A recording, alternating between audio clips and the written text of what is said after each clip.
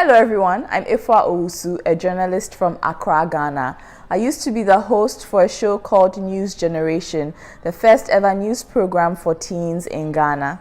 Today I'm here with Yoon. We're going to talk about young women's leadership and finding your voice. So I'm going to just ask her a few questions and maybe she'll have some questions for me too. All right, so can you please tell us a little bit about yourself? Yes, my name is Yoon.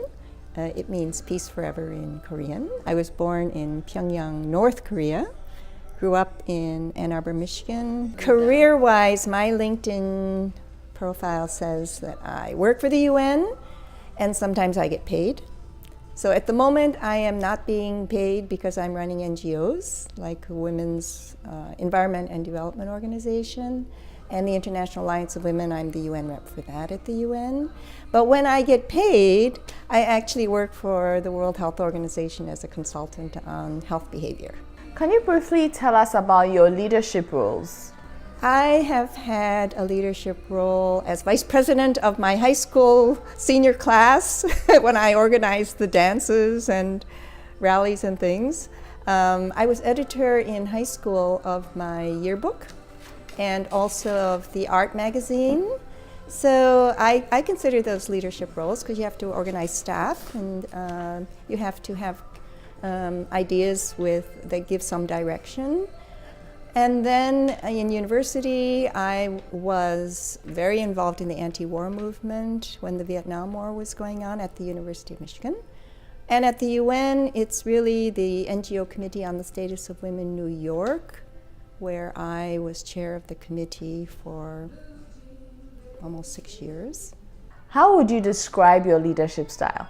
I sang in choruses most of my life, and I found that when I can't reach the high notes, someone else can. So when you work in groups a lot, I think you learn where your weaknesses and strengths are, and you learn to give others a chance to show their strengths. And I think that the key to good leadership is finding the strength in everybody who is in the group and letting it shine. So, what made you pursue a career in women's rights? I inherited that almost like I inherited genes. And it was a gift from my grandfather, who was an advocate for women's education. In his time, he decided to educate all his girls when girls were not supposed to be educated. He divided his inheritance equally.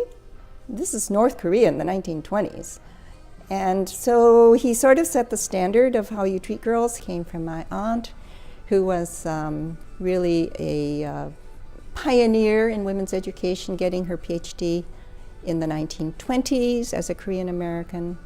And I found that if you have to have a mission in life, might as well take the one you were born with. What was your first victory, so to speak, fighting for women's rights? You know, I realized that what I was doing was important when I started going out to the field for UNICEF. So with UNICEF, I was responsible for evaluating projects and helping them decide which ones are important and how to make them better. And when I was, particularly, I remember this one project in Burkina Faso where I told the UNICEF office, I don't want anyone from the office to come with me. I want a Jeep, a driver, and then I'm going to go out there. And I spent a week with the Mossi in the plateau. And I discovered that the women there knew exactly what to do with water. They expressed their voice. They said what we need to do is to rebuild these dams, and that's our priority in the middle of this drought. And I realized that UNICEF helping those women and me being a part of it was something I really loved doing. Is there anything you would have done differently while starting out or throughout your career? You know, yeah, I don't know starting out, but I spent a good part of my career, so to speak, in university teaching. At the residential college, experimental teaching, and I always liked working really closely with students. What I didn't realize at the time is that almost everything I said to the student about their strength or weakness was going to affect them that much. And I realize it now because I look back and I see the effect that teachers had on me. That one teacher who looked at me and said, "You're going to be somebody." So that's my lesson to teachers in the Young Women's Leadership Conference is be a better be a better mentor. Be a better mentor to your students. Don't just teach them the content of a subject. How have you overcome ideological differences in the workplace? So I believe that we've missed something by having smaller families, because everything I learned about tolerance comes from my family.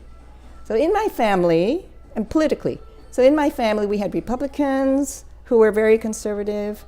We have very radical people who are definitely not conservative. And then there's me, who sort of tries to be the reasonable person in between, negotiating differences. So when you're in a big family, you learn that in spite of any difference that you have, the bottom line is you don't leave them behind. You don't forget them.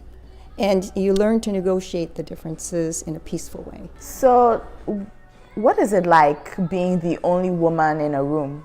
You're either put on a pedestal at the UN, or else you're they think you're the secretary who's supposed to bring the tea. So that's what it's like at the UN. And I remember being the only female at a UNICEF meeting with a lot of other experts around, and they said, oh, she's the only woman, let's make her the chair of the committee. So that was nice. But then in other times when I'm in the room, they really do think, or they did think that I was there to help them turn off the lights or fix the microphone or something like that. So, but in between, when you're a senior consultant for the World Health Organization, which I occasionally have that title, I can walk into a room, be the only woman in the room, be the only woman with a PhD in anthropology in the room among all of those ministers who are sitting there. And they all have MDs, but they don't have my particular specialization, and I can tell them I speak from my specialization and as a woman. I always remember that I'm a woman, and I bring that into the conversation because that's what I have to offer. That's my perspective. Even scientific perspective, it's my perspective. Who is your role model? My role model really was my grandfather, who I barely knew. But the stories, what's interesting, I think, about role models is that you actually rarely know your role models very well. There's a mythology about role models that develops after a while. Like some people will say, Hillary Clinton is my role model without ever having met her, right? Because there's a mythology around her. So in my family, there was a mythology around my grandfather that he was this innovative, independent thinker, that he helped North Korea change from a traditional economy to a development economy. He was the first person who wanted electricity in the city. So all these things were built up about this man I never really met. He's my role model. Any female role models? Female role model, my aunt, who was an MD, who was the first is a medical doctor in Japan, and who was the anti-colonial activist, freedom fighter when she was 16 years old, arrested and tortured by the Japanese in prison when she was 16, and survived, but told she had to go into exile, so she left for the US, and was the first Asian woman in the 1920s to get her PhD in public health.